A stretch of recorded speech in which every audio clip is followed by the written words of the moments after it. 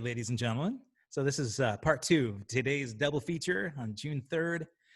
One thing that I forgot to mention in the first broadcast, and I wanted to talk about it here just briefly, was that there's a really cool event coming up on June 13th, brought to you by Manic Merch and Greg Ross. Abducted by the 80s is putting on this amazing event where there will be live performances and archive performances from a whole bunch of bands, including a Flock of Seagulls and Wang Chung, and let's see, Clive Farrington from When in Rome. So on June 13th, there'll be two broadcasts. Downtown Julie Brown is going to be a host as well, and got a lot of surprise guests. All of this event goes to help proceeds for direct relief. So the frontline workers that are working like crazy to deal with the COVID-19 fight. So Valerie Dave, New Shoes, and Emotion, The Vapors, all these guys are part of this. And my friends, the Escape Club that I just talked to. So June 13th, put it on your calendar or go to www.abductedbythe80s.com and get more information about that. Now, I would be remiss if I didn't mention that 5-Star Guitars is bringing to you somebody that I got to meet in 1994 when I first moved to Portland. Fell in love with this teddy bear smile. He was this rock and roll singer and a pioneer in the Columbia sportswear world. Now, this guy is a renowned Nashville singer-songwriter, kicking ass and taking names. I think I saw there's some stuff at the Bluebird Cafe, which is this historic, iconic place in Nashville. If you are a fan of country music or you're a fan of just good, decent human beings, I would love for you to meet my friend, Scott Southworth. Thanks for being here, buddy. Yay! Woo! Kevin! Kevin! You should know, Man, I made him put his hat on. You did. I did not have a hat on. That's right. But he made me put it on. But that's, it's amazing how many people are surprised I have hair. Really? Yeah, they've never seen you without the hat?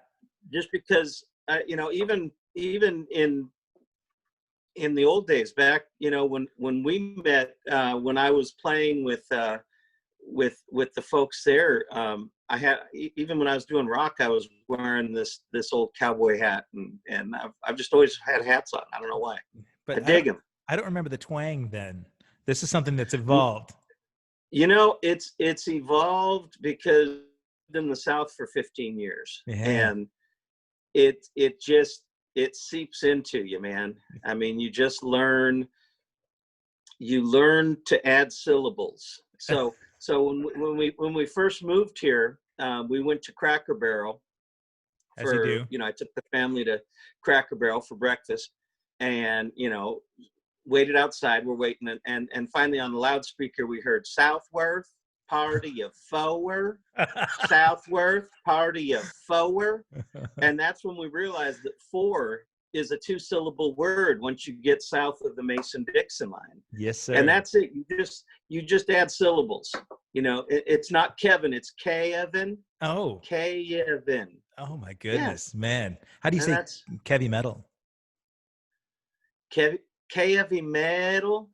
You just add a syllable, but I'm not making fun, because truly after a while, and my wife, you remember Jen, she's one of the fastest talking people I've ever met. Yes. And now she'll be like, well, I'm going to go to the Kroger. No, she doesn't. Kroger is our Fred Meyers. Yeah. Fred Meyers. Right. And the Kroger. So man, it's weird, but I've always, I've always picked up other dialects and things naturally. Years ago with Leah and Greg, we went to Newfoundland in Canada. Yeah. And they had a whole way of speaking where every time they'd end a sentence, you think in Canada, you think of that A, right? Right. But in Newfoundland, they were ending with right. Right. So I'm on the plane with this gal, and she's going, yes, so I'm going to go see my sister, right? I'm like, you're right. Okay. She goes, yeah, I haven't seen her in like 3 years, right? Uh-huh. She's asking for Um, affirmation. yeah, yeah. And she's going to be so surprised because it's her birthday and she doesn't know I'm coming, right? Yeah. And I went, lady, I don't know. Why are you asking me this? And then she explained to me what was going on. And so yeah, so it's just when you live here and I mean, it's hot and it's humid and you're eating a lot more fried food and drinking a lot more brown liquor. Oh And yeah. I don't know, it just seeps into you, man. Let's okay, well first, I guess if you've got an opportunity for an alcohol sponsor or a drink sponsor, mention Brown Liquid, which is a new single of yours. Brown liquor. That liquor. Yeah. Then you need some sponsor. If you had a choice, who do you want calling and knocking on your door? Oh man, if I have a choice, I really like I really like 1792 is an exceptional bourbon. Okay. I like Buffalo Trace, and I like Woodford Reserve. Okay. All But right. All right. Distilleries. You out there? You hear this? Yeah. Yeah. It's Scott but Southworth.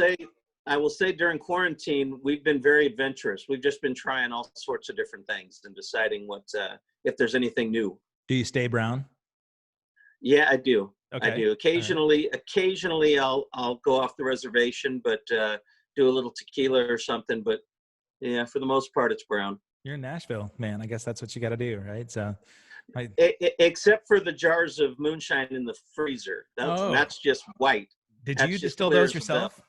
Oh gosh, no, Oh, no. I okay. just, to quote my friends on the East Coast, I know a guy. Yeah, right. I Fell off know a about. guy. I Yeah. well, yeah. There's some moonshine stories behind some of the lyrics. I think you probably have, right? Yeah, That, man. that, that, But we don't have to how go are there yet. you? Oh, like, How are oh, you? well, hold on. Before it's, I'm sorry. Yeah, go ahead. well, no, we can't have you talk about Cracker Barrel unless they're a sponsor of yours too, right? And I know that's a Southern thing.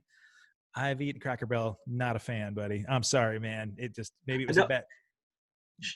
I'm not either. Okay. It's a place you go every now and then, but actually we drive by Cracker Barrels although their bathrooms are very clean. Oh When yeah, you're on the road, that's worthy. Yeah. always stop at Cracker Barrel, act like Okay. you're shopping for a minute and go on in. Okay. Yeah, because they have the gift shop that you have to go through to order your food, right? So That's yeah, it. you're looking for like some sort of Western widget. But Yeah, yeah. so you asked how I am. I am great. This has been fun for me to do this kind of thing. The only time I get to see you is when you come back through and you do a little show, back in Portland, and come back and see Yeah. your friends here. Saw you a couple years ago at the Youth Music Project showcase. You did. Yeah, it You was did. beautiful. That was amazing to have you there. It was awesome. I think we're there with the Boyle family, sitting and they're all Scott Southworth's biggest fans, right? Mother Gert was there. God Yeah. bless her. Yeah, She was a sad loss to us this year. yeah. But what a wonderful, wonderful woman. But I was thinking about that night the other day because I was going to be doing this and I don't know, and I'm sure you do know this actually, but when another musician that you hold in high regard comes to your show, that's extremely meaningful. And that you were there just was so cool to me because I know you're gigging, I know how busy you are, and the fact that when you were home you came out and caught the show was extremely special, and I'm very appreciative of you for it. Man, I wouldn't have missed it. If I'm in town, I'm not missing your show. And Awesome. Julie Jockums would not let me down if I hadn't come to your show. No, but as you know, she's a huge fan, and everybody. Oh that my knows gosh, her. I've known Julie for 29 years. Mm-hmm. I loved her the minute I saw her, and she's just such a dear person. Yes, she is. So Man. cool. Yeah, she's family. So cool. Yeah. I got to meet you and Julie through the Leah and Greg connection way back in the day. Mm-hmm. And so if you're in Portland and you're familiar with like the mid 90s music scene, I was in a band called On the Llama for almost 5 years. Just prior to the formation of that name, Scott was the singer in this band with Greg and Leah, and you guys were doing like USO and corporate gigs and cover gigs, right? We were doing cover gigs, and we did some touring with the Department of Defense that was pretty wild.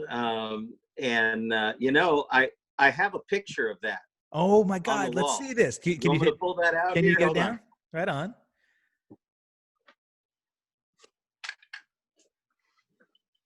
So there's Oh my God. Look at I that. don't know if you can see Oh, that. the resistance. Oh, look at Yeah. that. Went out with Look at that that picture. 90s hair. That picture down at the bottom, it looks like somebody's wearing a headdress. Is that just because it's? Oh, that was when we were in that's when we were in Greenland. Oh, it's a hoodie. Oh, a big parka. We told the we told our booking agent, Denny, what was his name? Oh, Denny Denny something? Bixby. No. Denny Herman. Denny Herman. Herman. Denny Yep, Herman. that's right. Yep. We told him we wanted to travel. So he sent us to the freaking North Pole. Oh, And oh my God. so this is 40 below zero, 40-mile-an-hour winds, and we went outside. That was that stretch of red right above the our heads. That was all the sunlight we had all day long. You Oh had that my for like God. 20 minutes. Wow, And that's crazy. Is that Doug? and so yeah, but look at that. I had a cowboy hat on. I don't know if you can see that. Oh my God, you did. I This, did. yeah, this is not a new formation. It's like you were raised with that hat, man. Do you have a hat deal? No, Wow. no. My only deals are with. I have a guitar deal with Larrivee Guitars, and Okay. I've been with them for 13 years. Oh, Is that nice. right? Yeah, 13 years. And then I got a deal with Shirtler with the pickups. It's a Swiss company Okay. that makes just incredible pickups. So that's all. As far as hats, I just look for one that I really like and go from there.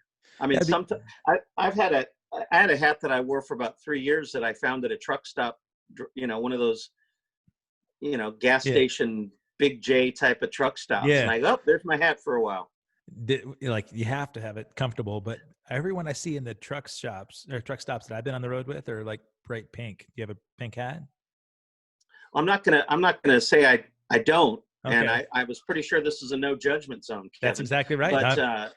but this particular one was not pink. Okay. All right. Yeah. No, I believe me, man. I'd wear a pink hat if I had one. I'd take purple. That's my color, but Oh yeah, you'd yeah, have to match the hair. yeah, yeah. Right now, the purple's gone. That's I that's know, I saw that. yeah, it's pathetic, man. But quarantine. Got to wait till I could do my own, but I don't do it as well as my dear friend Constance And Crawford. why Right. you got that cool what is it, Five-star something guitars? guitars. Five-star Five guitars. star guitars. Yeah, Joff Now Mets.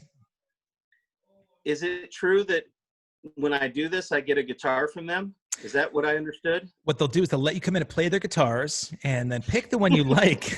and when you find one you like, you pick it out and then they will sell it to you.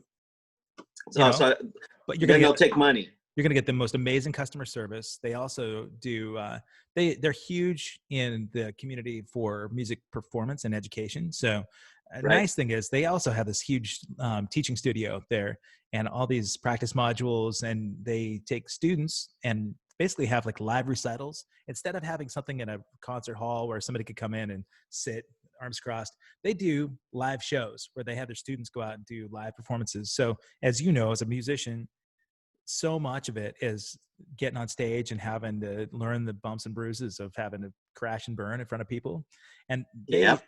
they help like develop those kind of skills beyond just the studious sight reading, and they actually get you out there so that you can perform and play in front of people. So Wow. that's not just a pitch for Five Star. They've been real pioneers in the independent music store scene, where they've gotten awards for small business of the year in Oregon. Joff, one of the owners and friend of Julie's and mine, he goes to Congress and he pitches for lobbies for music education. So it's cool. He's a sincere guy.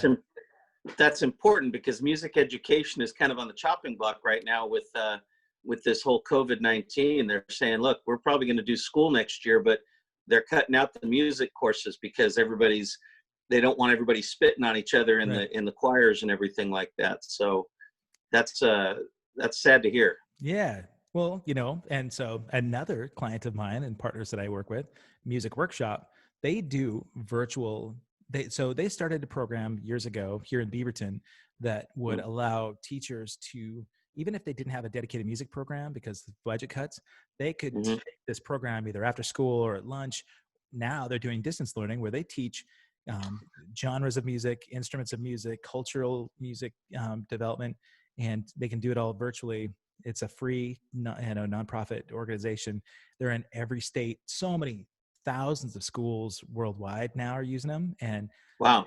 just before the podcast today, we were talking about a way to transition all the schools that are not going to have dedicated in-school education where they can do this stuff virtually. So Right. Music Workshop, edu.org.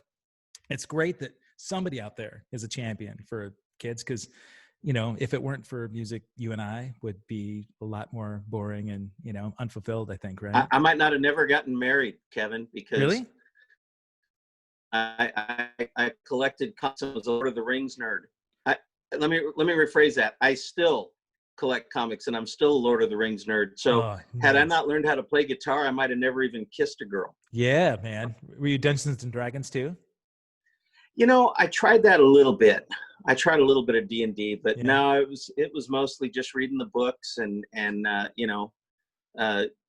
reading all about Spider-Man and the Hulk and all that. All right. So you think that music is what landed you Jen, and you got your yes, wife? Absolutely. How did that happen? Well, we worked together for a while. You remember, where are you from? Are you from the Portland area? No, Montana. I moved here in 94. That's when I first met you. In 94. Okay. So you might have been here right at the tail end. In the 70s and 80s, there was a young men's clothing store all up and down Washington and Oregon called, and they might have had one in Missoula, but it was called the Squire Shop. Oh, okay. I'm not familiar. And they sold the lawman jeans, the San Francisco riding gear, all of the, all the stuff. And so I managed stores for them in the 80s and the early 90s off and on. And so I hired Jen, and we worked together for a while. And then I moved to Memphis for a while. Okay. And when I came back, we just kind of reconnected and ended up dating. Really? Okay. So that's the abridged version. You, well, it's important to have established the fact that you did not marry her while she was still an employee of yours, because that's correct. That's, politically. And we were talking about that before this, because I'm still friends with a lot of the people that we worked with back then. And we laugh and just say we would all be fired. Oh, yeah. None of us could have a job in the current environment. Back, this was in the mid 80s, and it was a whole different world. Sure. Talking about like sexual harassment issues happening right now, and just like comments that you might make to a coworker in jest on both sides, and not having it be like overtly inappropriate.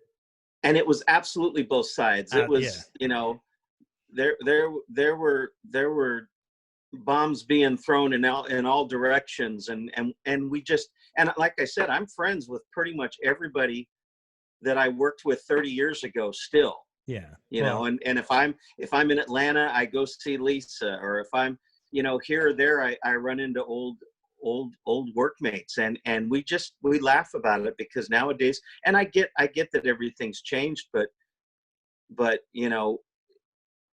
I guess my whole point is it's really hard to judge now something that happened 30 years ago with today's filter, because it was different. Now certain things are, assault is still assault. Right. And that was still assault then too. Right.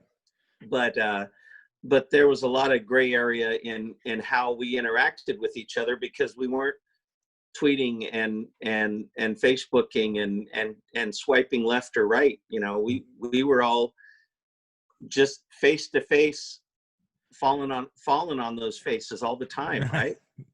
Yeah, there's something to be said about missing out on the innocence, right, of those days, because any comments you might make really were never meant to be lewd and crude, and really just meant in the spirit of being fun and flirtatious, and right. Yeah, so right now, you do have to, that's not to sort of discredit efforts to really, Not at all. like to shut down the stuff that was just, systemic wrong. And so, I guess I, bring it up like today. I mean, right now, stuff is crazy, not just in the US, but in the Is it? world. What's going on? Did I miss something? Yeah, man. Like, for some reason, I guess like the coffee prices have gotten out of hand. And so Yeah, right crazy. now, so now it's like it's affecting people in a weird way. But No, man, no, the world's on fire. what I think the world needs, right, is to be able to come together again, have a little bit of this face to face as best we can,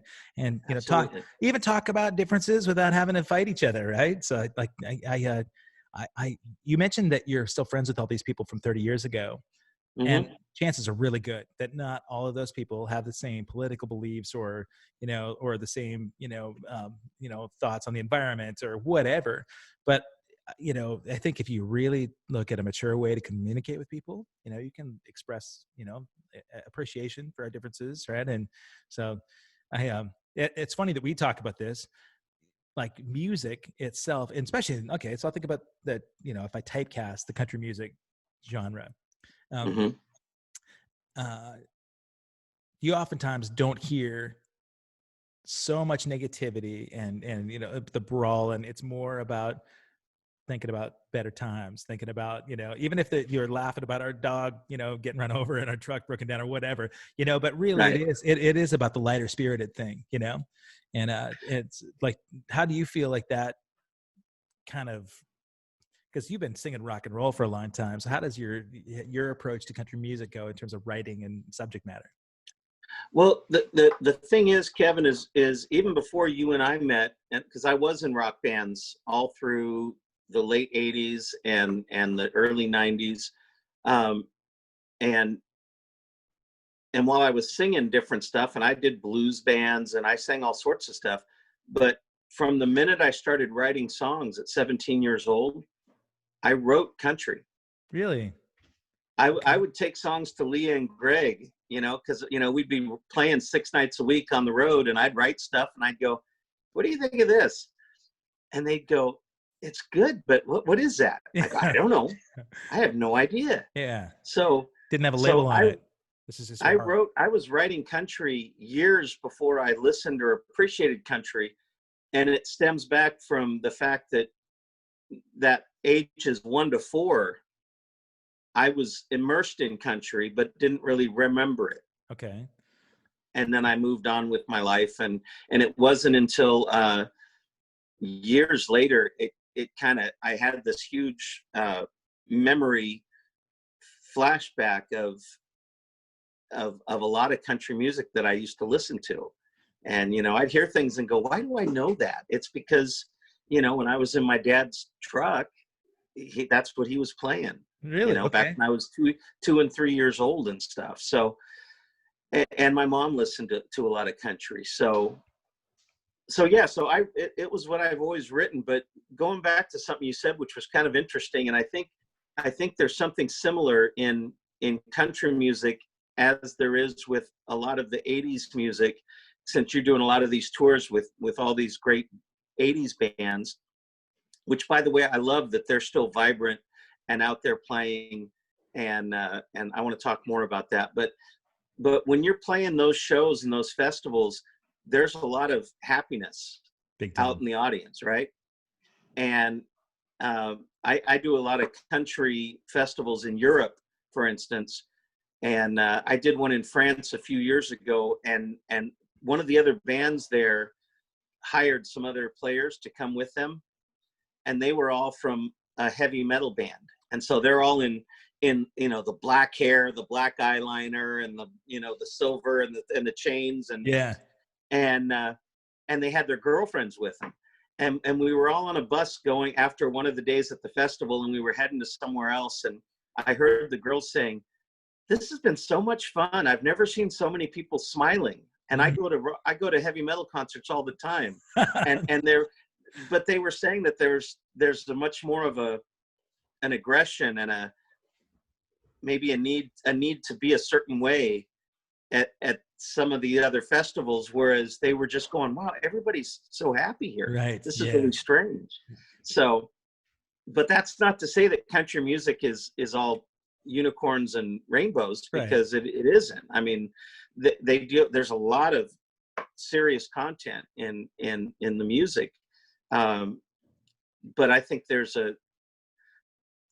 I think what I love about really good country songs is whether it's a happy song or a sad song or whatever, it's a shared,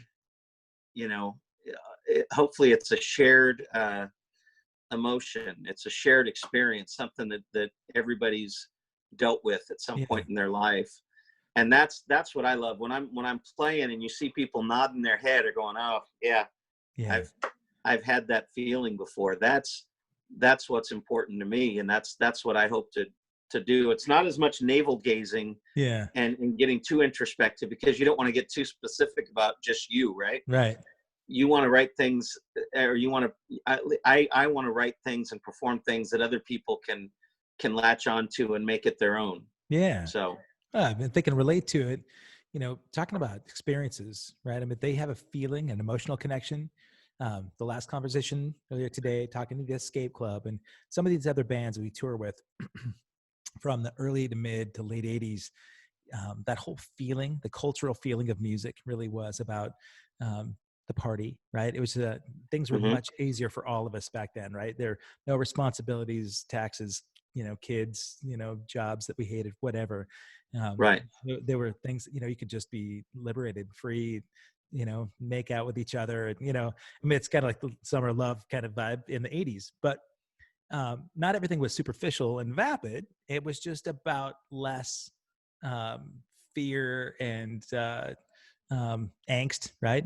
And so, when we do these shows, when we do a lot of these festivals, everybody's back at that again.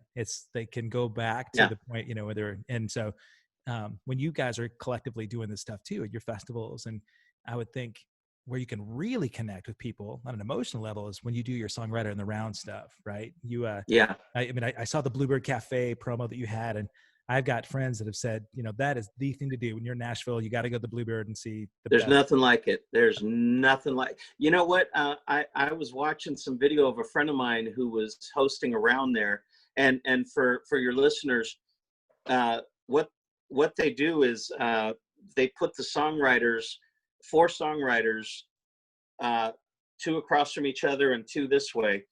So you're just all in a little circle and the audience is behind you.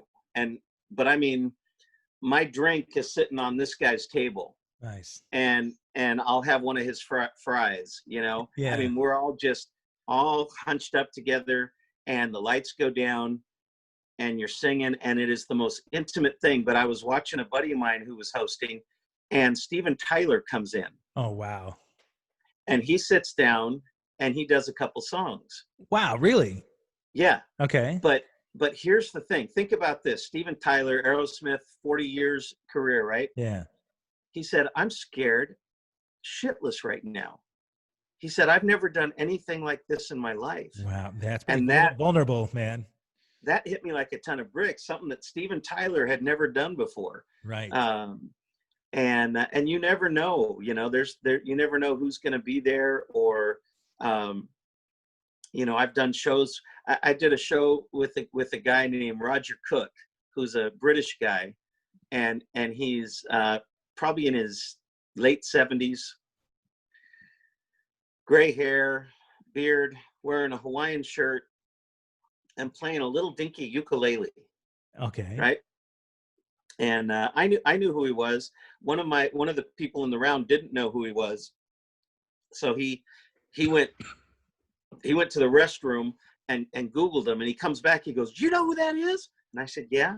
So anyway, so we did our show. Well, his first hit was "Long Cool Woman in a Black Dress." Oh, wow. Oh, man. And he wrote that, and the story of him writing that was hilarious. And then he wrote "Don't It Make My Brown Eyes Blue." Oh. But he also wrote "I'd Like to Teach the World to Sing in Perfect Harm, Perfect Harm," and so he'll do that song, and he has a whole audience going, "Coca-Cola, you know, but and so you hear these songs and from the people that created them that don't look anything like The artist that uh, made it popular. the artist. Yeah. The guy that wrote Wild Thing for the Trogs Okay. um, also wrote Just Call Me Angel in the Morning. Oh, no way. Really? And it's almost the exact same chord progression. Oh, wow. And by the way, he's Angelina Jolie's uncle. Oh, So there's a little trivia for his name's Chip Young. and John John Voight. Voight's brother. Okay, He's I was going John to say, Voight's brother. gotcha. Okay. Looks just like John Voight. Yeah. Wow, that's great, Yeah. man. Yeah, I would So, bet every night you have experiences like that. You'd say, "Oh, wow, you wrote that song," and it's insane. One of my dearest friends is if I could have one songwriter's career, it would be his. His name's Randy Brooks. He lives in Texas. Sweetest guy in the world, funny, and he wrote a song in the 70s by himself that has paid for both of his daughters' weddings, paid for both of their college, and really supported them for 40 some years. He wrote Grandma Got Run Over by a Reindeer. Oh my gosh. Wow. Yeah. That's a retirement plan. From November to December, it gets played, and the cartoon that gets played, and all the merchandise. Yeah. You know, that's just one song. One song. It's incredible. Isn't that amazing? You know, yeah. It's stuff that if you're not a songwriter or even a real consumer of music, but you're just an appreciator, you know, going through your day, stuff you don't think about, right? You don't think about the people behind the scenes of that writing that have this cultural impact, right? You know, the songs, even the Coca-Cola theme, right? That you've heard it a million times, but you don't think, I wonder who wrote that song, right? Like Happy Birthday, or, you know, even if you wrote Happy Birthday, think about how many times that song is sang in a year. And you know, but the royalties, right? I mean, royalties, songwriting, publishing, that stuff is something that people rarely think about unless you're pursuing a music career, you know. But when and it's changed dramatically in the last 20 years, especially with the streaming, right? And gathering. Do you want to talk a little bit about your experience with that? I mean, I can. I don't know that. I would say that when I moved here was at the tail end of when there was still a middle class of songwriter in Nashville. There was a very large community of people that made a very good living from songwriter royalties. And, you know, from the 90s to the early 2000s, CD was still king, right? Right.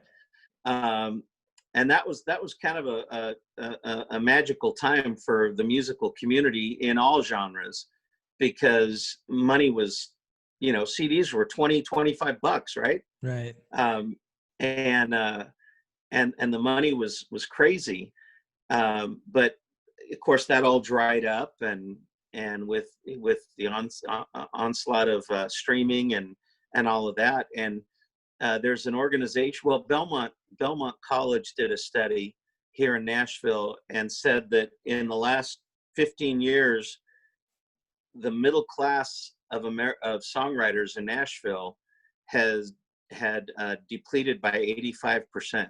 Wow. It's because, you know, there's always a few people that are the hit writers at the du jour, right? You know, there'll be somebody who has that time for several years where everything they write becomes a hit. You bet. And that's great, but there was also a lot of just having a what do you call it, just a cut on a hit album. You know, if Shania Twain's album sold 30 million CDs, right? So even if you had a song on that and it wasn't a hit, it's buying you a house. You're getting paid 9 cents a song, right, times 30 million. That's a nice chunk of money. You bet. Well, now, you know, they throw parties for 1 million copies sold. Yeah. And that tells you what's changed. And but then the other thing has changed is now there's like 10, 12 writers on a song. Oh, yeah. So now you're splitting that 9 cents by 10 of you, and the sales have gone down by, I don't know, hundreds and hundreds of percentages, right? Amazing. Yes. I hadn't really thought about the number of people writing a song in real corporate Oh driven my radio gosh. music. You know, I mean, you hear about artists that have sort of transcended their crossovers, like Taylor Swift, right?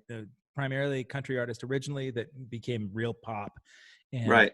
um, there was the controversy about whether or not Taylor wrote her own music, right? And she was coming out saying, "These are my songs. I wrote these songs." Miley Cyrus, was saying that early on, "These are my songs." And from what I've heard, both of them are very adept songwriters, right? But Oh yeah, but you there always was wonder. there's no controversy on if Taylor was writing her own songs here. I um uh Liz, oh, I'm gonna hate myself for forgetting her last name. Um well, okay, so I had the radio show, right? I did a radio show for 10 years. I didn't know that. Tell me about You didn't that. know that? No. I did a radio show that interviewed hit songwriters Okay. and music creators. So I talked to the gal who wrote all of those original hits with Taylor Swift. And when Taylor was in middle school, she'd get off of school and her mom would drive her to Music Row, and she'd spend the afternoon and evening writing with these writers. Really? And Okay. and they were her songs. Wow. They were her songs. But she, at the time, she wasn't going anywhere. And this particular gal, it's making me crazy. I can't remember her name. If anybody's watching in Nashville right now, they're screaming her last name out to me. But her publisher said, "Hey, you got to cut this girl loose. There's not anything going on with her. You got to cut her loose." And she goes, "No, I'm not gonna. There's something there." And she's an incredible songwriter. And then I've seen her play live, and whether or not you love her voice or her content is not aimed at me. Right. Sure. Yeah. Different Her demographic. target is not the 54-year-old rotund hillbilly singer. But one thing I appreciated having a daughter growing up was, her songs were all about respecting yourself, and there was a lot of good in those lyrics from a dad's point of view. Yeah. At a time when other females were sliding up and down poles. Right. So it was nice that my daughter had someone to look at create musically that was, Absolutely. not only visually presenting herself in a way that I felt was empowering, but also the lyrics, were very much, don't fall for that. Yeah. You're better than that. Yeah. You have more to offer than the backseat of a Buick. I'm making that up. She never wrote that, but no, but that is the messaging behind a lot of her content, and she really has been a champion for the cause, right? Because the mass consumer market is all about sex selling, right? That's the big thing. And you're right, like as as a father with a daughter, man, it's like it's hard enough with my boys, right, to think about what they're being exposed to and what the expectations are, in the industry. Mm-hmm. And I grew up, loving the hairband rock, where every single video had, a girl with hardly any clothes on, and and Bobby Brown. Messaging was all about cherry pie. Yeah, exactly. She may be watching right now. Sorry, Bobby, but that's okay. Yeah, I'll always love you, Bobby. Yeah, well, she's, like, she'd be the first to say, yeah, she laughed all the way to the bank, but it also probably typecast her as, the rock and roll bimbo, right? And so that's a tough thing to get over as you get older. You know how it is. Oh yeah, yeah, absolutely. The hot pants were a good thing for you. But you were just talking about Taylor, and one of the things that happens anywhere in a music community, when someone gets to that highest level, there's always grumbling down below, right? Oh, she can't sing. Oh, she can't write. Right. And 15 years earlier, 20 years earlier, you know, people were saying horrible things about Garth Brooks, Right. you know. But one of the things that I should, not everybody, Right. and I found a lot less of that here, but it's still there. But you know, so I've heard so many great stories about Taylor from people who've worked with her and people that have had contact with her. I stood right next to her once. We were both in line for restrooms. I figured that wasn't the time to introduce myself. Nobody wants to talk when they're doing the pee dance, right? Right. You guys share the same bathroom? No. Oh, well, No. Different bathrooms. Nashville. I didn't know if, like, you know, they progressed that far yet, but No. It's not a porta potty you're waiting on. No. Okay. No. All We right. we were just in line. But and I'll tell you a story because I remember there was a lot about Garth at the time. But I met some writers that that had a song on hold by Garth. And when you have a song on hold, that means they're thinking about cutting it. Nice. And in the late 80s, early 90s, you know, Garth Brooks cut that buys you a house, like you were saying, right? Yep. And normally you hold it for a finite period of time. But he held it for a much longer period of time. And he kept saying, guys, I love this song. He ended up not cutting it. Oh. And both of the writers got a letter in the mail, a handwritten letter from Garth with a $5,000 check.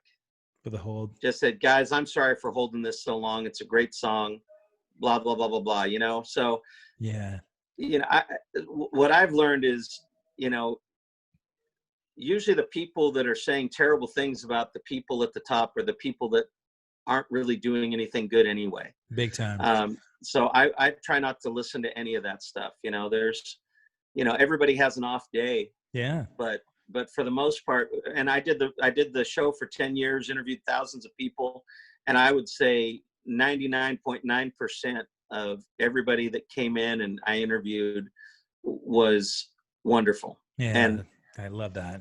And here's how I could tell. My kids worked on the show with me. Oh. My son worked the board. My daughter would bring people in and everything. And so it wasn't necessarily that they were nice to me, but how well they treated, because they didn't know they were my kids. Oh, that's good. Yeah. You know, right. and so that's how you could tell. It's not how you treat the guy interviewing you on the radio. Right. It's how you treat the people leading up to that you know, okay, that's a good person. Amen. Yep. Yeah, Nashville's full of good people, man. And the community, the music community is unlike anything I've ever been around. And I don't know how things are in Portland now, but I remember at the time everybody was just scrambling for gigs, and right. you do whatever you have to do to get the gig over that guy. Right. But here there's a lot of building up. There's a lot of support for each other. And that's the one thing that I really do.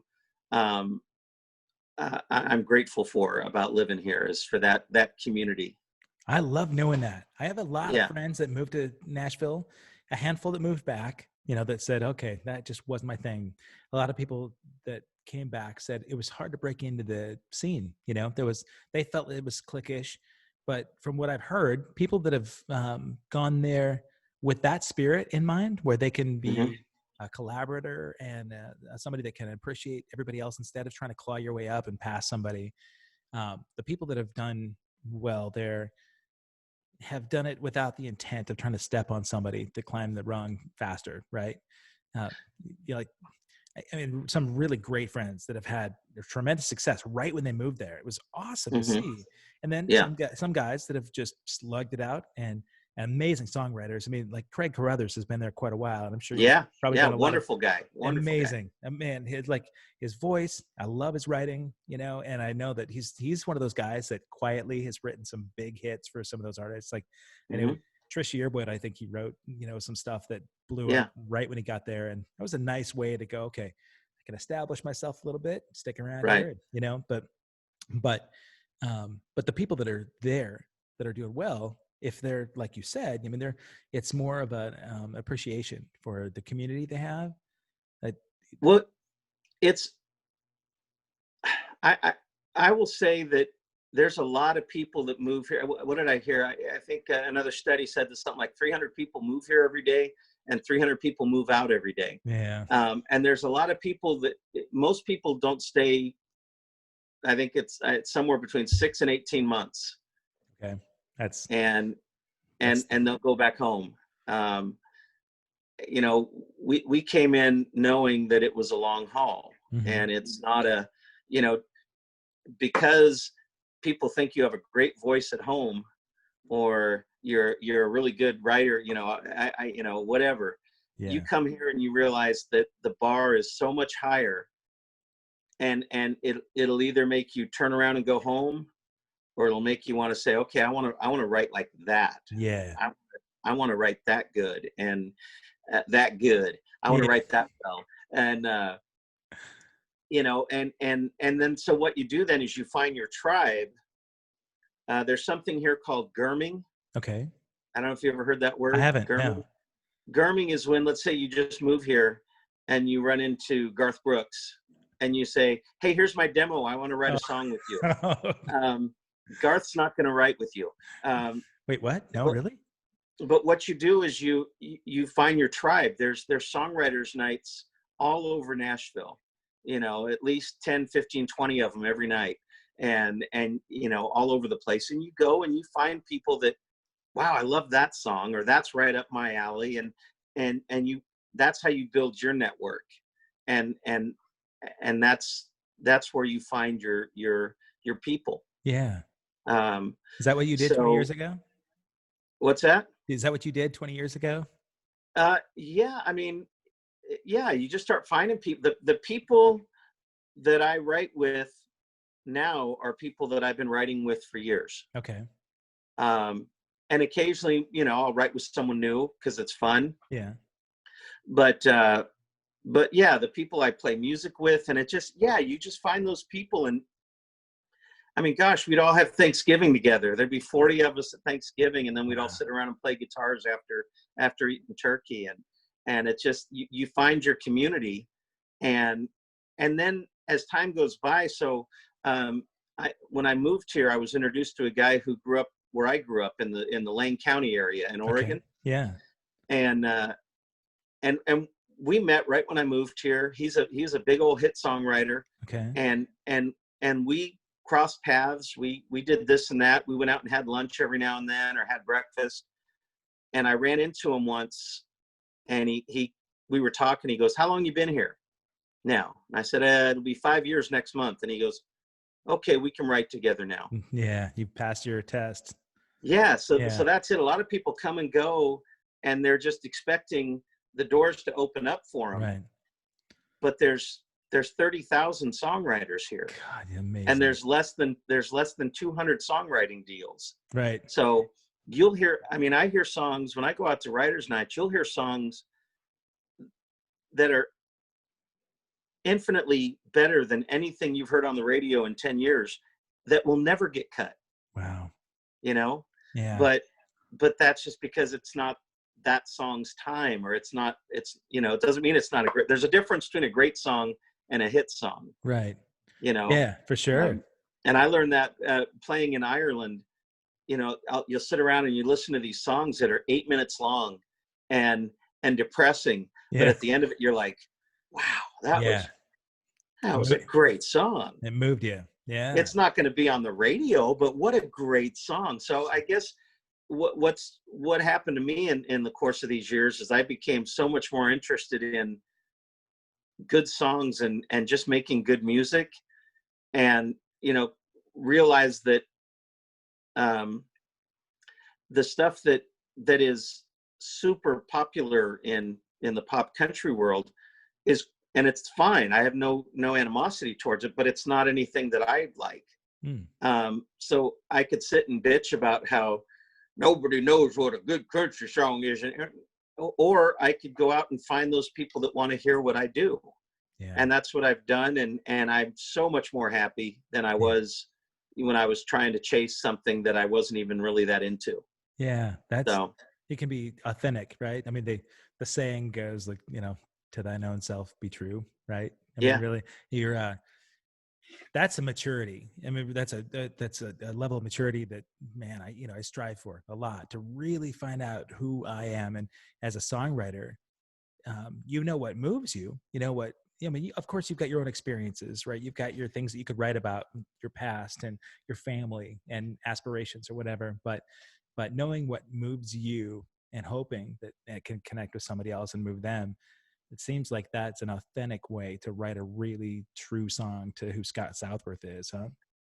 Well, yeah, I mean, I try not to write about myself because I'm boring, you know, seriously. Well, I work and I go out and I play music and I write songs.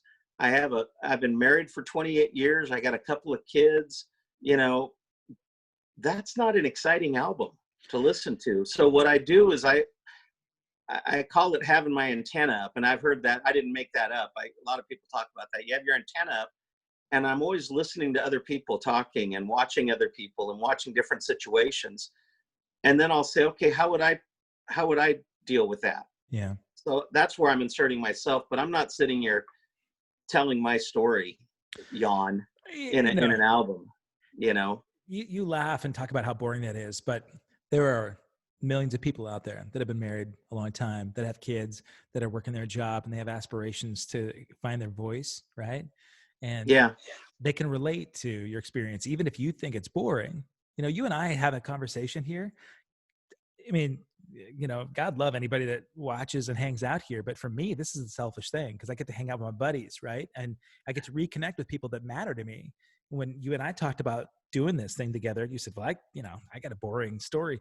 But everybody's got a story. Everybody's got a life. Everybody has experiences that they're coping with, right? And like Yeah. right now, navigating and being able to sort of elevate past the drama and the victim mentality, where you're just like, hey, you know what's important to you. You got your family, right? I mean, your kids are the most important thing in your life, I'm sure, and as is Jen. And I know her. I know your wife. She's amazing. That woman is from like, you know, when you watch somebody as a couple and you say, okay, that is such a great union, because you can see that there's a reciprocal respect level between both parties, right? I mean, I've seen that about you guys. You can joke together. There's obviously, it's a really important thing because, you know, especially in the music business, right? You're an entertainer, right? And so your job is to be up there sort of representing this guy under the spotlight, and somebody that might be less secure about themselves and the relationship would have a really hard time with that as a partner. But Jen is as dynamic. She just isn't in the spotlight as much as you, right? I mean, I remember her just being as vibrant and outgoing. Oh, as, she's a pistol. And yeah, that's we cool. I've been doing these live Friday night, just Facebook lives. Yeah. That usually end up going for a couple hours, and I take requests and I've been doing that for the last several weeks. But Jen will sit here on the couch. You can't see her. Yeah. But she's basically heckling me through the whole thing. And I think people watching are more entertained by her than they are whatever it is I'm doing. I'm not surprised. I saw that she was one of the first persons that jumped on here to respond to people in comments on the Facebook page, which I absolutely love. Is she there right now? No, she's not. She's somewhere in the house. Okay. It's a little house, but I'm not exactly sure where she is. But Jen, feel free to come by and heckle if you want to on the side of, but kind of what I was getting to is, you guys have a story. You know, you're a family. You're this guy that packed up and moved following his dream. And that's a story that a lot of people can relate to, whether you think that's boring or not.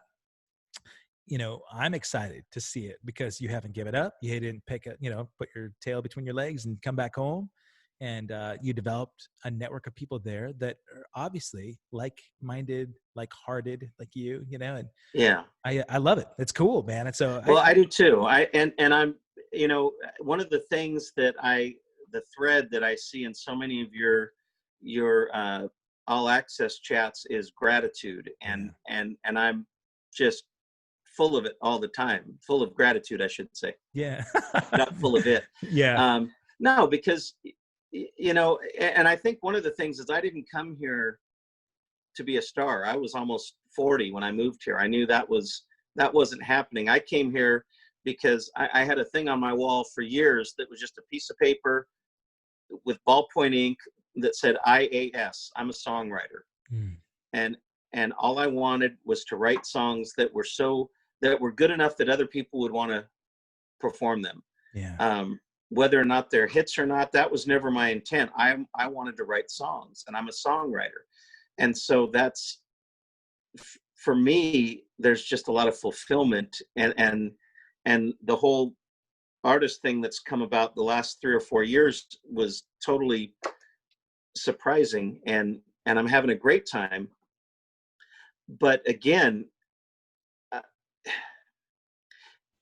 I'm living my life, and I'm able to support my family because I also have a day job, and I'm working, and I love my day job. Nice.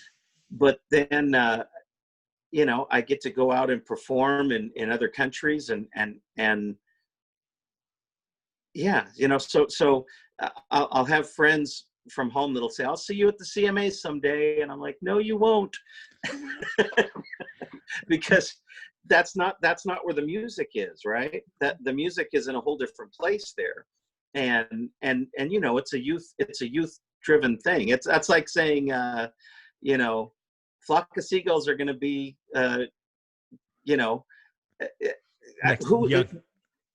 yeah, you were just, the guys you were talking about, they were saying we're on this side of our career, right? And I think there's a comfort level there, and if you come to terms with it, and you can tell the people that do, yeah, and because they're enjoying it, yeah, absolutely, and this should be fun, you know. Music is supposed to be a fun thing, and one of the things I loved hearing when you were talking to Michael was, he was saying how much more fun all the bands have together now mm-hmm. than they did in the 80s. Because in the 80s, they were all competing against each other, right? Right.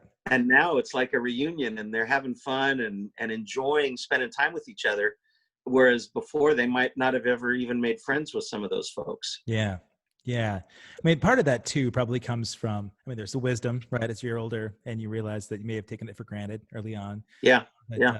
And you would hope that people are appreciative and grateful for what they have right now.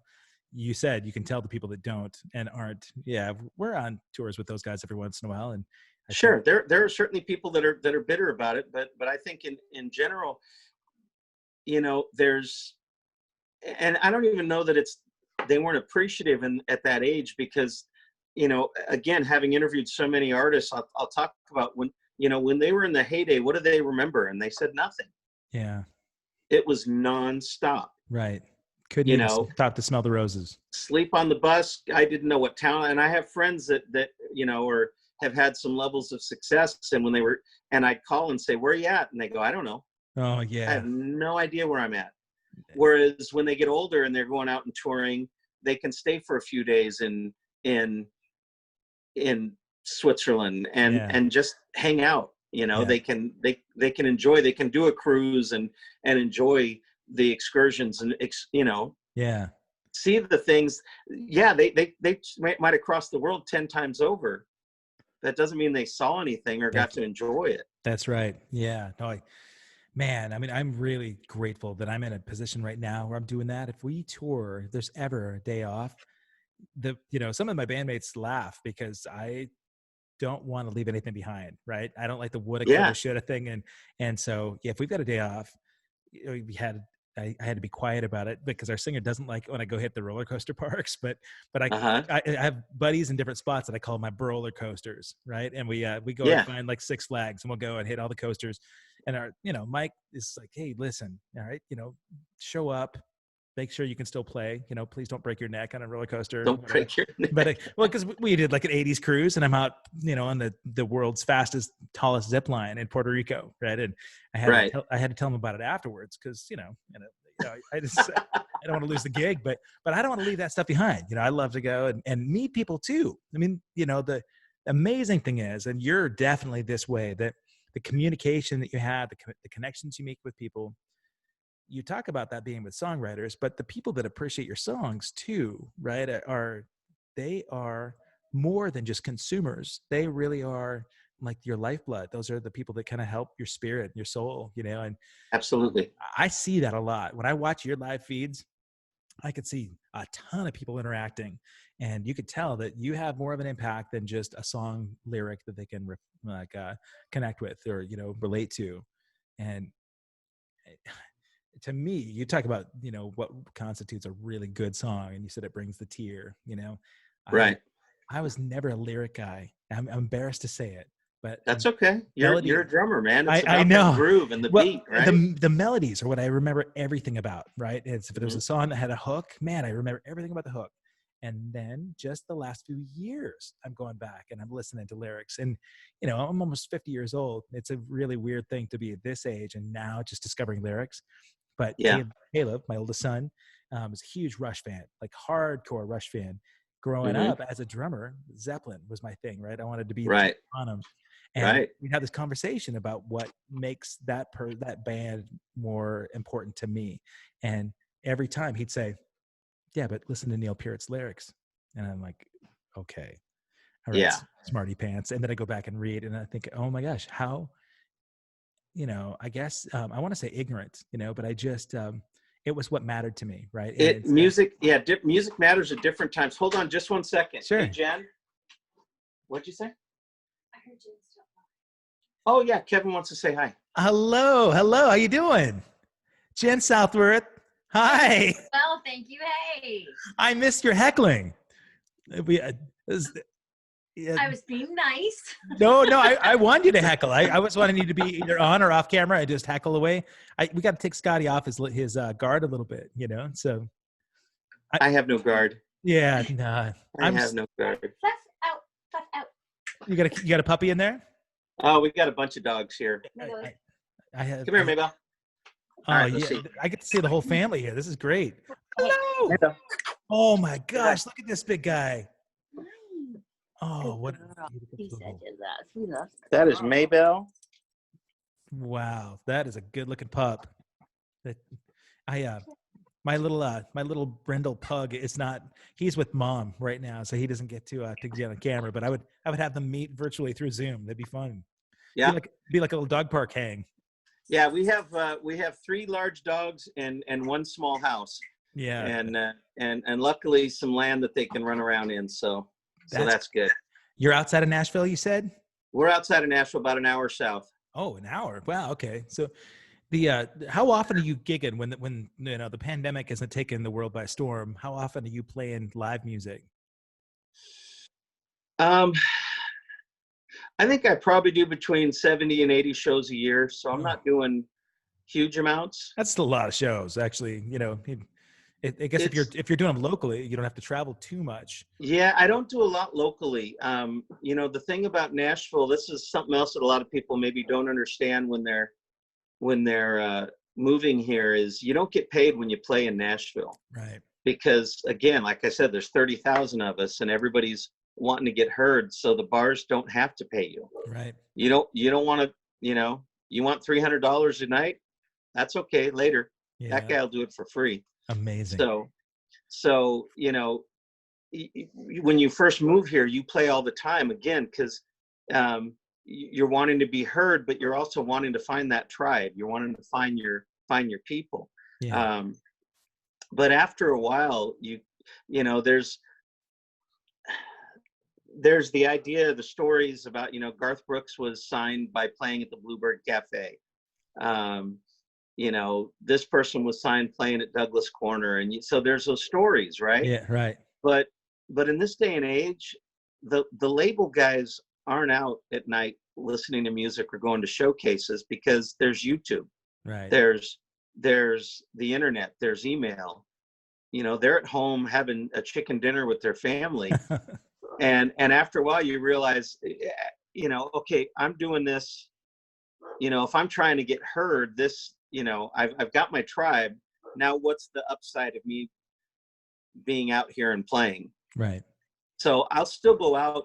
I'll go out to listen, just to hear new people and hang out. Yeah.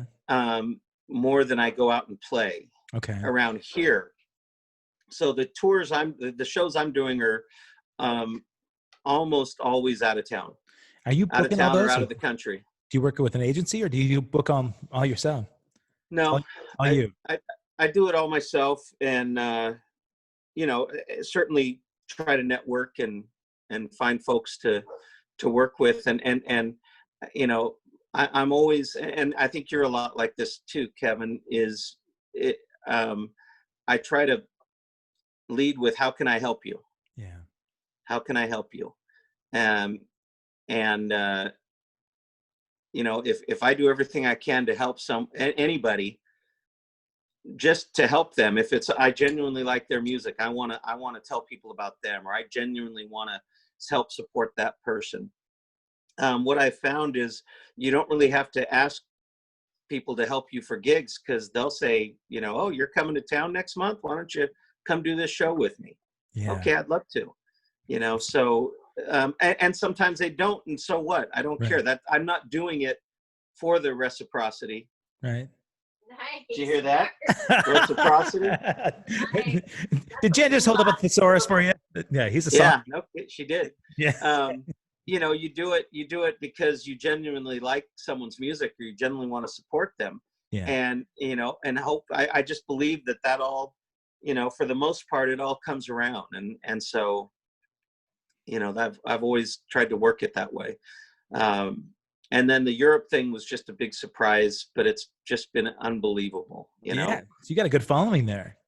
It's something else. It's crazy. To be in Norway and seeing a packed place and seeing people in their 20s singing your songs, because they actually know your music. They know my songs better than my kids do. Wow. And better than my wife.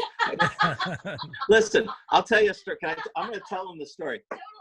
So I'm playing in France, and I brought my wife to France. Okay. Because I got paid to come to France. They paid my way there. You know what I'm saying? I mean, yeah. I got to bring my wife. My wife is in France because I'm a hillbilly singer. Isn't that just that's making it right there? Right. So she's working the merch table. I'm playing, right? Yeah. And there's a line at the merch table. And these people are saying, which CD is this song on? The song he sings right now, which CD is this on? And my wife says, I don't know. I don't listen to this shit. I was like, I don't know. I don't listen to him. Oh my God, Jen. Like, that was my Jen too. She sent me a text a while back, about 6 months ago, and said, hey, this song on your CD is pretty good. Oh. The CD that I released 2 years ago. Oh God. I said, thanks. You should listen to the rest of it sometime. No, I just like that song. It's good. She's got to bust your balls a little bit to keep you on your toes. Crowd. Tough crowd. Exactly. Our kids do Tough that crowd. too. I was thinking about the songwriting. How old are the boys now? 21 and 18.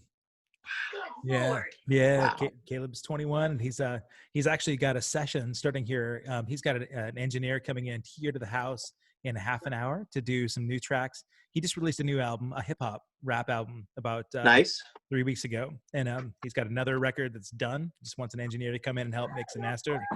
But Nolan graduates. He's done with school on Friday, so he's graduating this weekend. So. Wow. So he's been doing all of it virtually the last couple of months. Yeah. That has to be so hard, because I remember those last couple of months of school, your senior year, you're not really there. You're wanting to just, senior skip day and do this and that. And it's so hard to be focused. And I imagine it would be even harder to be focused without a teacher rapping you in the back of the head, And as his dad, he's a great student. He works a lot in school. He's not a procrastinator for the most part, but this last few months, it's been different and tough. And it's a bummer, to be honest. Really no prom, no graduation, no, all that stuff. And so I kind of give him a pass, right now they're just doing pass or fail for all these classes for this last trimester. So, when I ask him how much stuff he has to do, and he said, I got a lot. I have to kind of go, okay, he's already got great grades. It's not going to affect his GPAs, and it's tough for me to be, like pursuant and having him force him to get his stuff done because Right. he's already had a rough go of, but they're great kids. As you know, man, it's an amazing time to be a parent and have opportunities to talk through what's going on in the world with them and, have them see the, bumps and bruises that we've had and are growing up and had to Yeah. learn from them, Yeah. I am, I'm grateful. So your kiddos, like, because before you moved, you had Logan, right? Yeah. He's 26. He lives in Oregon. Wow. He Really? lives in Okay. Oregon. Oh my Yeah. gosh. He lives in the Beaverton area. Okay.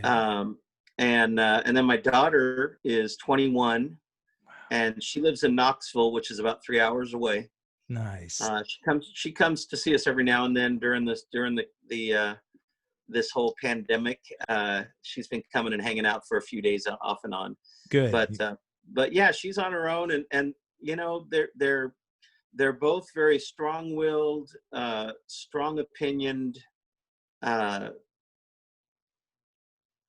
confident kids. Wonder where they got all that from. From Jen. Yeah, They got it from Jen. Yeah. So. Yeah. God, are they musical?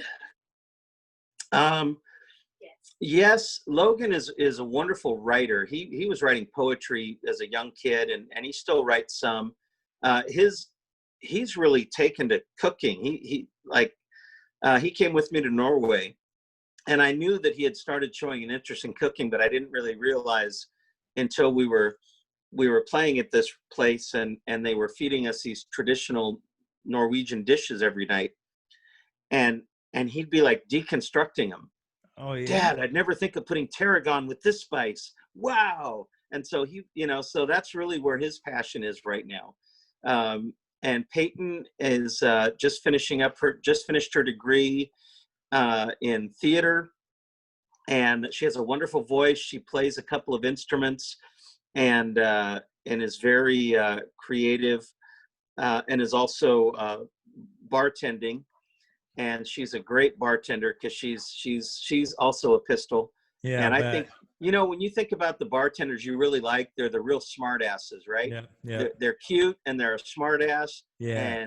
And they're hard and they're quick with your drink. Right. That's what she is. She's just boom, boom, boom.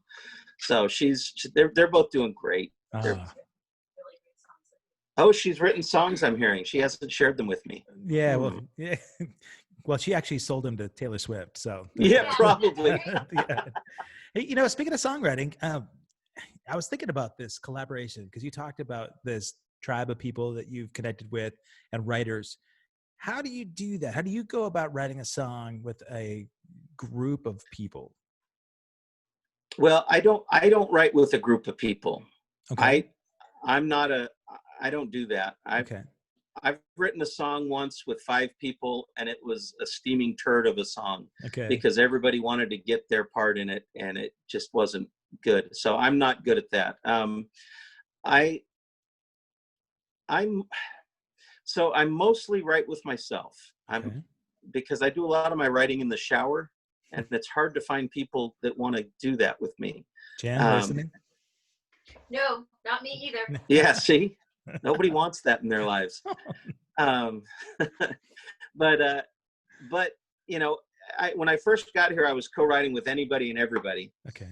But I so often, because I drive a lot pre-corona, I spent a lot of time on the road. So I'd get an idea, and there were times where I'd call somebody and say, "Oh, I got this great idea we need to write." And then an hour later, I'd call back and I'd say, "I'm done. Sorry." Because when you're on the road and you're kind of on autopilot, right? Yeah. Sometimes it all just flows out. And I found that what I consider some of my best songs are things that I've just written on my own. So where I use co-writers is if I'm stuck on a song, if I've been working on something for a year, 6 months or a year, and I know it's a good idea, but I can't get over the hump and I don't know what's wrong, that's when I'll take it to somebody. Okay. And say, let's, this person's really, really good at driving groove songs, or this person's great with touchy feely stuff, you know, so you know who you're, what people are good at what. And so that's, I'll say, hey, I got this song I'm working on. You want to help me with it? You got a couple of go-tos for those particular sort of needs? You have a select tribe. Yeah, I have a select group of people that I go to, but very rarely do I, whereas before we'd sit around and say, let's write a song. Yeah. And then you have a staring contest for a while. Sure. You know, and you're throwing ideas at each other. And I don't do that as much now, because I'll have a fleshed out idea or a verse and a chorus, and I'm stuck on a second verse. That happened to me recently, where I was stuck on a second verse for about 6 months. And I called up this, a lady who I'd met, who's a hit writer, but just a sweet gal. And we just hit it off the minute we met. And I called her. I said, okay, I got something. She goes, come on over. And so I played her what I had, and she goes, I love that. What do you need? And I said, I need a second verse. And she said, no, you don't. That's the second verse. You need a first verse. Oh, wow. And it was, so you just need that other set of eyes, because, and she was right. What I had was not the beginning. It was the middle and end. Wow. And so I was trying to figure out where to go from there, but I had already ended it. Amazing. And so it was just her saying, the first part would just be that, and a half hour later, the song was done. Really? That's cool. So, wow. Is she somebody that you've actually done any other work with after that? We're on the books too. We'll I just, and with my, back in before the Corona, my job had me traveling three weeks a month. Okay. And plus I'm touring, so I don't get much FaceTime with co-writers. Right. And now, of course, nobody gets FaceTime with anybody. Right. But no, we definitely will. And something else that somebody told me several years ago that I really loved was when you're writing a song and you're stuck on a line and you're fighting with that line and you can't figure out what the line is, somebody told me, your problem isn't that line. Your problem is the line before. Mm. Change that line and you'll get to where you need to go. Or flip it or something like that. So there's just little craft things that you learn. And that's what I use a lot of my co-writers for, is that, you know, they have a different level of craft, or they can, you know, so they can just look at it, you know, you get pretty invested in something. And so, you know, you can bring it to someone, they go, oh yeah, and so that's when I use co-writers. It's totally different than when I first came to town, because seriously, first come to town, you write with everybody. Yeah. A lot of times there's just no spark. Sure. There was one guy that I connected with, and I was almost 40 and he was 19. Not a lot of life experiences shared. Not a lot of anything in common. Right. Yeah. But we'd get together and we'd write a song in a half hour, 45 minutes. Something really? About the two of us just, wow, you know, and whereas I'll sit with someone has almost an identical life experience and we got nothing together. So you never know who you're going to write with. And I wrote with a girl who's 24. She came over a couple weeks ago from Oregon, actually. Oh. She's a country artist out of Oregon, and she came over and we sat for a while and tried to write a song out of our song ideas. And then I said, you know, let's just sit and talk for a while. And I started asking her questions about when her and her girlfriends go out and just, you know, what happens and what do all the guys say when they're hitting on you, and she just starts talking, and I was just writing everything she said down, and then I started playing a rhythm, and she goes, oh, I love that. Let's write that kind of rhythm. Now all we need is words. And I said, no, we don't. We got them right there. You wrote it. Now all we got to do is make it all fit, because you wrote an entire song right there. So that's always fun to do. So there's all sorts of ways of doing it, man. But I love hearing it. I mean, really, that it's great that you're malleable and kind of work in different situations that kind of fit for the, you know, for the song. I was thinking about that particular story. So this gal that came out from Oregon, how does she find you? How does somebody say, hey, I need a songwriting partner that, you know, I mean, how do I hook up with Scott Southworth when I move to Nashville? Um, with her mom is also a traditional artist Okay. who does a lot of work in Europe. And so her and I have, what do you call it? We never crossed paths there, but we were certainly running in the same circles. Okay. And since she was from Oregon, I reached out to her because I really loved her music. Yeah. And she's about my age. And so, she comes to Nashville occasionally, and her daughter travels with her in Europe and sings with her, and also really likes traditional country. So they came over and just had dinner with us several months ago, and we just had a great dinner and sat outside and visited with them and played a little music, but it's mostly just seeing if there's if there's a friendship there, and so that's where that came from. And then she goes, hey, I'm coming back, I'm working on an album, while I'm here. And actually what I told her, I said, come on and have dinner again. She goes, okay, would you like to write something? And I said, sure. Nice.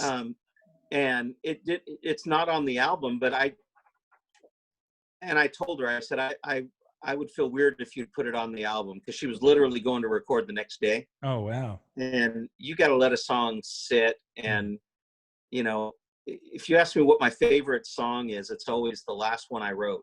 Yeah. And that one is the best song ever.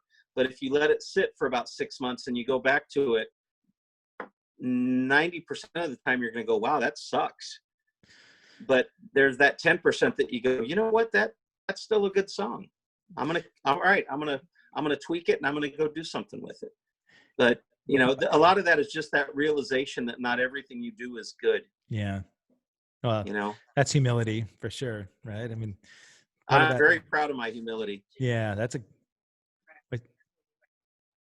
Oh, and by the way, when I write with a 24-year-old young girl, my wife's always here at the house. Yeah, I was going to say, you probably have separate rooms. Like, I have to make dinner. Yeah, but that's probably worth talking about. Something that we were touching on earlier too is, given the nature of the world today, you couldn't pay me $10 million to be a young girl in Nashville. Yeah, or LA.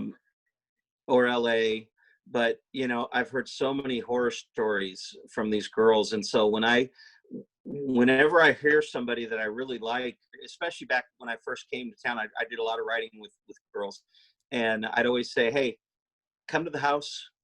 Back then we lived in Nashville. I'd say, come to the house, have dinner with me and the kids. We'll sit in the living room and write a song. Yeah. And you just saw their shoulders relax. Yeah. It's like, I genuinely like your voice, or I like that song. Let's write. And it, the kids will be running up and down, getting ready for bed, and Jen will be, right there. And, that's always been very important to me, to make a safe environment for girls I write with. Cause I would hate that. Yeah, I would hate that. And with my daughter, for a while, she was really aiming in the theater world, and that scared the hell out of me too. Bet. Yeah. So yeah, it's a different world out there. So that's something that we've always tried to be real cognizant of, and wanted people to be comfortable when they come here. I love that. It's so far beyond, your songwriting and your own performance. It's great that you can kind of make an environment for new up and coming artists, that they can see which pitfalls to avoid. You're doing it the right way. I think it's, everybody should have somebody like that, that kind of look out for them when they first move to town, because it's a scary place for sure. I mean, the industry itself is really, really nefarious, right? I mean, there's not everybody's out to get something from you, but you got to be cautious. And not only as a female, but there's also just people that are just trying to get money from you. Yeah, of course. And that's the first time I played the open mic at the Bluebird, That's the Monday night open mic. And I got done, and I just moved to town. But again, I was almost 40, you know. Yeah. I spent a lot of time playing with bands, and then I left music for quite a while, and I just wasn't, and like I told you, I wasn't coming here thinking I was going to be famous. But I walked off the stage, and this guy comes up to me and says, "Here's my card. I want you to join my label. You're amazing, blah, blah, blah." And I just like, Yeah, not my thank first God, rodeo. you can look at the internet and say, okay, this guy has 60 artists signed, and I've never heard of any of them. Right. And their music is not great. Yeah. So that's not a path. But there's so many young people that come to town, and I don't even want to say young people. There's people here that are not young, but still are thinking that they have a shot, and they spend a lot of money because somebody tells them what they want to hear. Right. And so I try really hard to just spend my own money and let my wife tell me every now and then that one song isn't bad. Yeah. Oh, God. Okay. I'm going to put you on the spot because Go ahead. This is, I think this is be kind of a special way, and I really, you feel free to decline, but I thought a really nice way to sort of wrap up my introduction of people in my tribe that may not know Scott Southworth is to have you write or to play a song. And I wanted to see if maybe you'd play a song live that might even be that song that Jen likes off the album. No, it won't be that song. That song's rubbish. What do you think? Would you ever playing a song? I'll do a song. Let's see here. Do a song. Okay. While you're thinking about it, I'm gonna tell people, none of this was planned. Nothing I ever do is planned. So No. everybody knows. But I as a favor to me, if you're listening out there and you got some headphones on, I want you to with me. I want you to take a deep breath. Just breathe out. Let go of anything you saw in the news this morning, and spend a couple minutes with me and Scott Southworth. Listen to a song and this wonderful man's voice. Okay. Before I sing, I want to tell you something. And I know, and anybody that knows you already know this, but when you joined Analama, yeah, I was like, I don't know who this new guy is. Yeah. I'm not a big change guy. I'm not a big fan. Right. And the minute I met you, you are joy. You are the embodiment. Watching you play, watching you perform and make music, you are just full of joy and full of you're just a light, and you always have been since the day I met you. And so you're someone very special to me, and I've told you before, if you're playing anywhere within 3 states of me, you got to let me know, because we're going to come and hang out. And to meet him just makes you breathe. Just makes you, gives you breath. Yeah, my wife just said you give breath. Just being around you makes you want to breathe. Thank you. So thank you.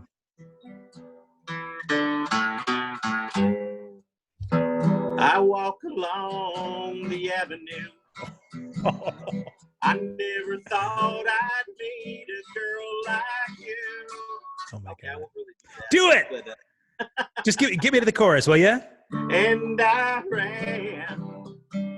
ran so far away. I just ran both night and day. I couldn't get away.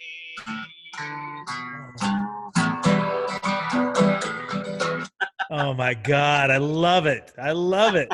Oh, take that, folks. Oh my God. Okay. Wow, that made me. That's so good, man. All right, give me a Scott Southworth original. And okay, I'll do this one. I say I don't normally get too specific, but this one is pretty specific, and it's on the I got a new album coming out in July, and this is the last song on the CD, and it's really it kind of goes through a lot of things that we talked about today. Okay. Cool. Okay. See if I can figure it out. I need a drummer to give me a tempo. No drummer. If I sat down and I really thought all the things that I ain't got, I'd have a lot to think about today. But they're pouring cold beer in this bar, and I'm sparking up a good cigar, and I guess life ain't been that hard, so I complain anyway. And if I die before I wake and my last race is run, it's been a good ride, I'm satisfied. If all I do is all I've done, if all I do is all I've done.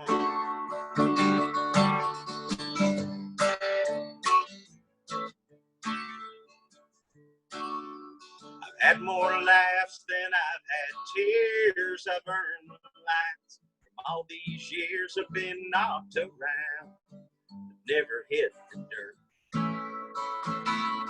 Probably may spend more money than I make, but I still work and they still pay. And brother, if you need, I'll give till it hurts, for what it's worth.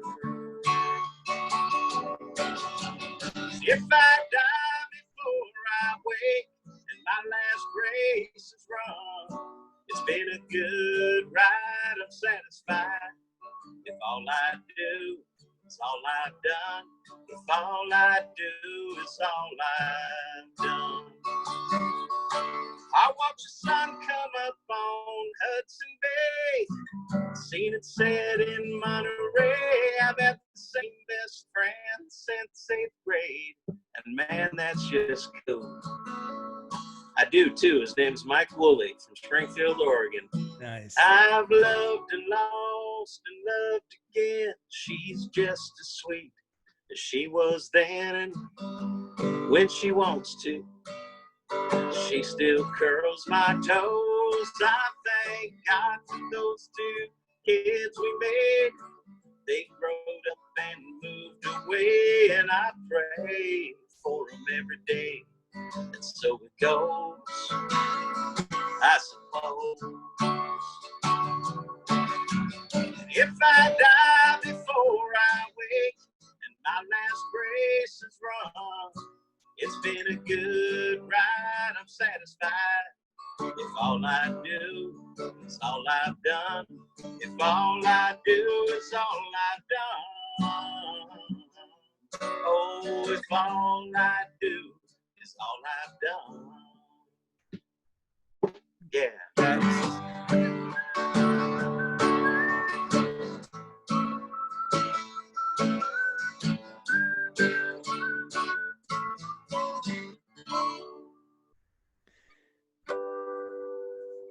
Woo!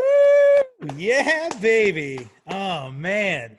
All I do is Thank all you. I've done. I love it. I love it, man. That is that's making a country fan out of me. There you go. Hey man, you know, life's Um, good. Life's good, and you know, we've all had great experiences. Hopefully, Yeah. I pray everybody gets good experiences. You know, and just make the best of what you have. Yeah. Sage words, man. That we all need that kind of positivity. It's perspective is a huge part of it. So if you need a perspective adjustment, pull up a Scott Southworth album, listen to it.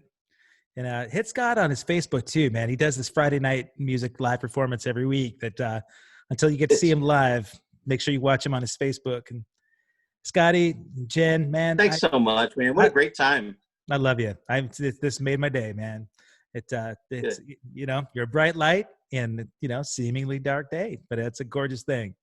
Thank you. Well, listen, you make my day. I've been watching so many of these, and I love it. And it's just been so much fun because we haven't connected. You've been on the road. You've been, you know, we'll message each other every now and then, and just a quick check in and how you doing. But hopefully this is one of the good things about this is just being able to slow down a little bit and Yeah. and take stock and appreciate each other a bit. And I really do appreciate you, always have, and long before Facebook and MySpace, man, I was appreciating you. So keep it up, and thanks for everything. Thank you, Scotty. Bless you. All right, bud. And my blessings to your family. Thank you for being Thanks, here, pal. pal. I'll talk to you Yep. soon. See ya. Okay. See you, bye.